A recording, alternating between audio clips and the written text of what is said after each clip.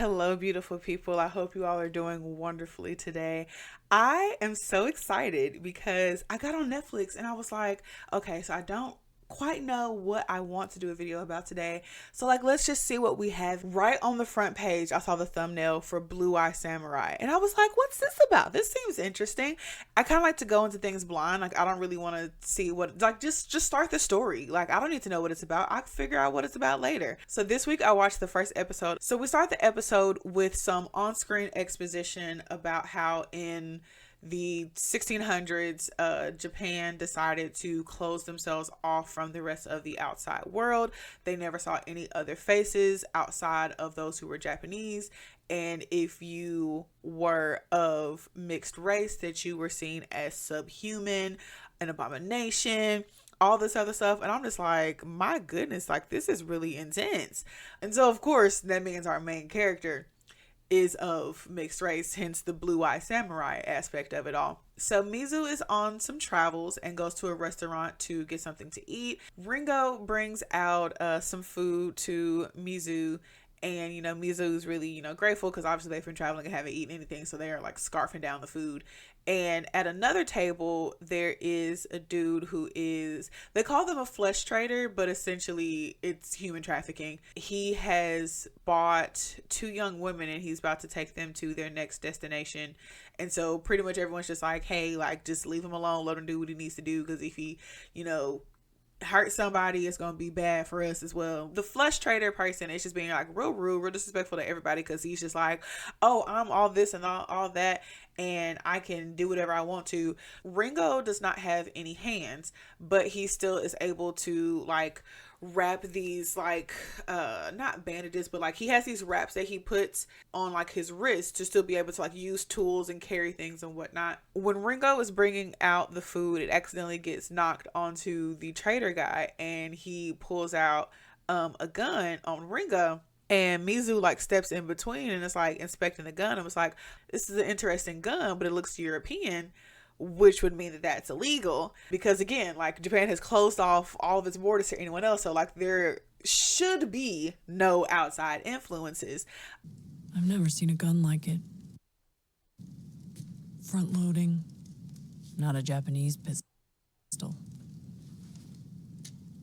A European design, isn't it? The trader like is still thinking they all super big and bad. Like, who are you to step to me? Mizu's like, where'd you get the gun? And the dude is like, I'm not telling you nothing. Mizu slices off two of his fingers and is like, I'm gonna ask you again, where'd you get the gun? The trader says where he got the gun from. And as Mizu is leaving, the trader tries to spit some more insults at them, and Mizu chops off the other two fingers. Ringo was like, I hate it at home. Everyone disrespects me. I need to go with Mizu to be a great samurai. A breeze can throw a crane off course. You are a typhoon. That does not deter Ringo, because Ringo's like, no, I'm gonna go with you. So we flash over to who I assume is our secondary main character, who is Princess Akemi. And she is trying to go to talk to her father because I'm not for sure what time period it is when this is taking place. Still like arranged marriages.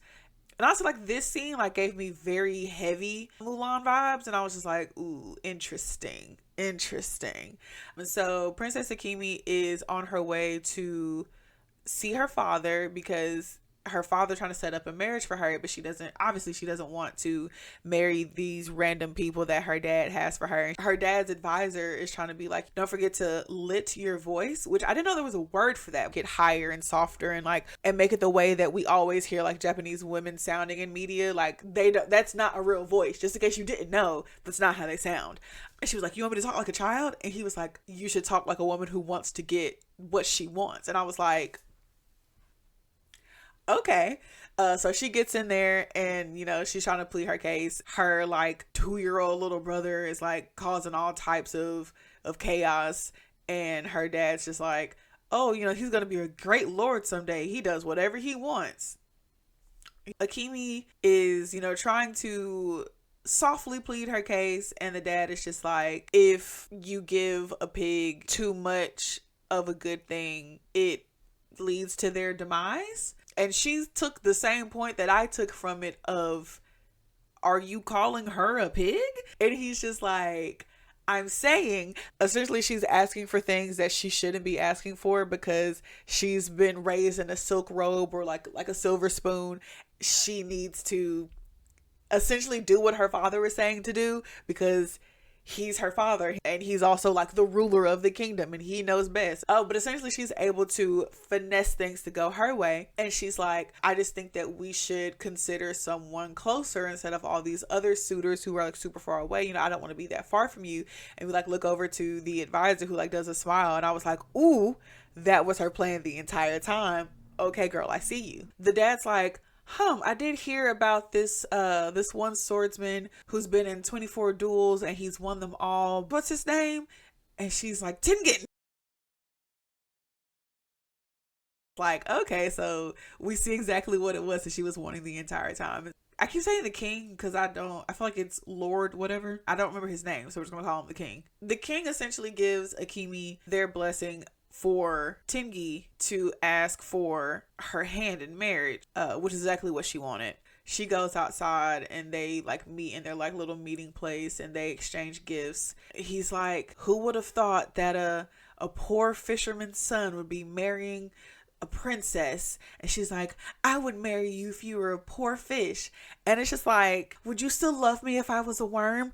Like, girl, you wouldn't love him if he was a fish. What are you talking about? We flash back over to Mizu, who is now like fully on their path to find the maker of the gun. I'm assuming it's not just because of the gun. Like, there has to be like another step of this plan that we haven't gotten to yet. And of course there is. We do later learn the rest of the plan. They go to Kyoto and they're looking for a specific dojo and they're trying to ask, you know, people around where the dojo is and nobody's really paying them any attention. Eventually some students of the dojo and Mizu asks them, you know, how to get to that specific dojo, and they're like, oh, that's our dojo, why are you looking for our dojo? And they're like, oh, like I need to talk to someone. And the guys are like, oh yeah, sure, like, you know, go down this street and it's across from the puppet show. Across from the puppet show is actually a brothel, and the women are trying to get Mizu to come in there, and Mizu's like, no thank you, I'm all good. And then we hear a commotion behind them, and we turn around and we see that Ringo has still been able to keep up the whole time, because Ringo said that they had gotten lost in the forest when they were young and spent like 3 days like walking around in the forest. Ringo was able to keep up with Mizu. Mizu asked the women of the brothel, like, how much for a night? Okay, how much for 3? And so essentially gets Ringo in the brothel so that they can stay out of Mizu's hair. Mizu gets to the gate of the dojo that they were looking for, and it's like, I have a message for the leader. And the person like tries to put their hand out of the gate to like receive the message, and Mizu's like, no, this has to be delivered in person. They let them in the gate to like talk to, I guess, like the first level of people within the dojo. And it's like, you know, like, oh, like, you know, what's your message? And they're like, I need to speak directly to the master of the dojo. And everyone's like, no, if you have a message for them, you can give it to me or you can leave. You know, you can't put me out because the ancient teachings, you have to feed a hungry traveler. I've been traveling for a very long time and I'm very hungry. And so they like throw Mizu in this room and give him literally some like wet rice. It looked so nasty. Wet rice in a bowl. And it's like, eat and then leave. Mizu gets to a classroom where they're practicing their swordplay. Mizu is still saying that they need to talk to the leader of the dojo. And everyone's like, you're not talking to them. And essentially Mizu starts like well on everybody with one of their practice sticks.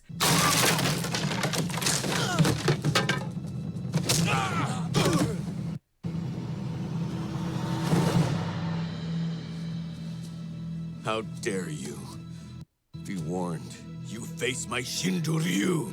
The problem with Shindo Ryu is it's trash. This is where it got a little intense, because like it had been like a drop of blood here and there, but I didn't realize what kind of show I was getting into, because this is where it starts to like, teeth are getting yanked out, blood's flying all over the place, you grabbing people by it. Like it was really intense. I was just like, whoa, what is happening right now? One of the teachers goes to like a different room and it's like Tengen, you have like, come quick, like we need you. And essentially comes to get Tengen to fight Mizu because everybody else is getting their butt whooped, like rocked.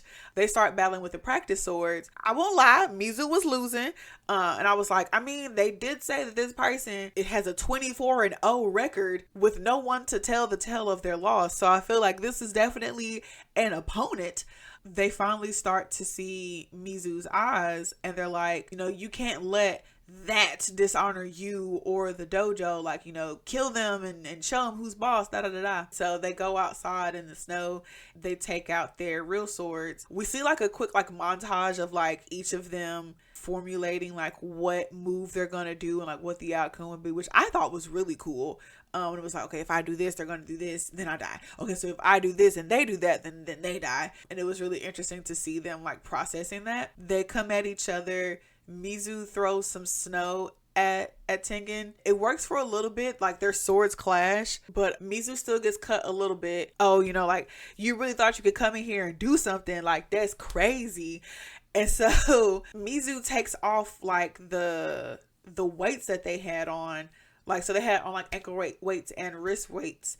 And we see earlier that they had like been practicing with them to like get better at, essentially, like, you know, the same reason that like athletes put on ankle weights so that they can be better at like jumping and moving whatnot without them, so they could be like, you know, lighter on their feet. That's essentially what was happening. They take off the ankle weights. By this point, Mizu has recognized that Tengen is one of the bullies from their childhood. They're like, oh, like you're from this village. But then once they go out in the snow, Tengen sees Mizu's eyes. They're like, oh, I had a name for you and you're still a dog and da da da da, and like just all this like really mean stuff. After Mizu takes off the weights, they charge at Tengen again, and this time they win. They are about to finish the fight when the master of the dojo finally comes out, and it's Akimi's dad, because obviously it is. All of this has to be connected. Mizu's like, I'm looking for your brother. The king is like, you did all this just to find my brother? Okay, well, they're at this location, but they're guarded by like this really big army, so I really don't know how you finna get through there. And then Mizu bows and it's like, you know, thank you, and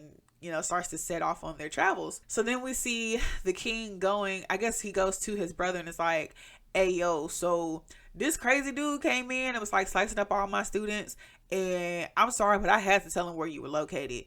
And the brother was like, it sounds like your students need better training, which is the same thing Mizu said when they like wiped through the first round of folks when they got there. The trader comes in as well, and it's like they're not even human. Like they had these blue eyes. Like that's a whole little creature. Like I don't know what's going on. And then it's like a random dude in the corner is like, oh, send the 4 horsemen of the apocalypse after them and like be done with it. Double their price and send them after them. They've got their plan in motion. And now Mizu is at like a watering hole to kind of like relax and patch themselves up and kind of like get it together. And the whole time we've seen flashbacks of their childhood and how they were able to like depend on this swordsmith to be able to survive, because Mizu never knew who their dad was because their dad was just some random white dude who blew into town. Mizu's mom took themselves out of the picture probably because of the bullying that Mizu was going through. I'm sure the mama was going through the same thing as well. Everybody else in the village was like, you're an abomination, you have blue eyes, you have round eyes, you are less than human because we have isolated ourselves in this silo and we don't know that there's a whole wide world outside of our little bubble. Mizu ended up living with this swordsmith and eventually did tell them that they, you know, had blue eyes and were of mixed race, but did not tell them the twist of the show, which I peeped literally as soon as it started, and I don't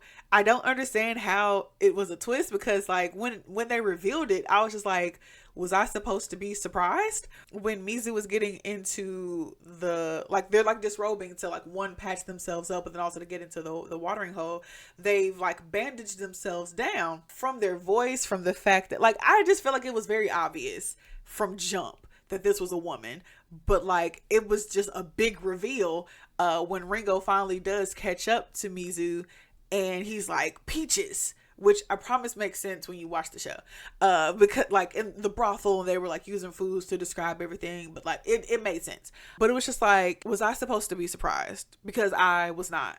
I will, be watching the rest of the show. I had so much fun with this one episode. I was just immediately engrossed in the story. Each episode is 1 hour. There are 8 episodes total. It's already been renewed for season 2. It's been out for a minute, but like I pretty much only have been watching One Piece because I started watching the live action and then I started the anime, so I hadn't necessarily looked for anything new to watch. So I hope you all enjoyed my recap. I hope my recommendation was wonderful. If you all want to watch it, it is available to stream on Netflix. Yeah, you all have a great rest of your day. Bye.